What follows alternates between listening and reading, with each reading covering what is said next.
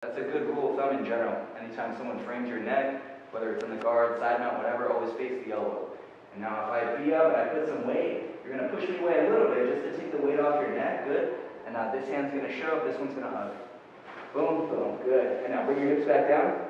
Hips down. Good. And now if I try to posture up, it's difficult. Try to bring the elbow across, your head is up, I can't. And then from here you can start scooting to the back. Boom. Alright, go ahead, hold the armpit. Yep, left hand on the armpit. Climbing, hooks in. Boom, seatbelt grip. Done. Or of course if you can flatten the guy out even better, but that's the idea. Pretty simple, right?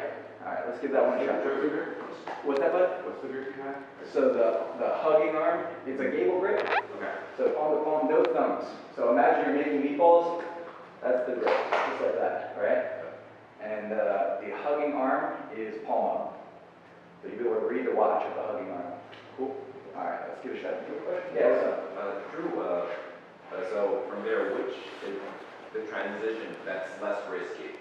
Is it going to the back or sweeping them? Because I feel like sweeping them, usually I sweep from there. Yes. But like which one is, I feel like taking the back is more risky because the transition, I don't know, which one would you? It depends on how much weight feels on you. So if you start to climb up to the back and they start to shift and kind of square back up with you, then the sweep makes more sense. Okay. Yeah, because there's more weight on your chest, it's harder to climb up. So I would just throw the butterfly up in and sweep them over. Since the weight's already going that way, you take it that way. So, but if they're just staying, steady on their knees, this kind of thing, or trying to just post and get up like that, you can climb up to that.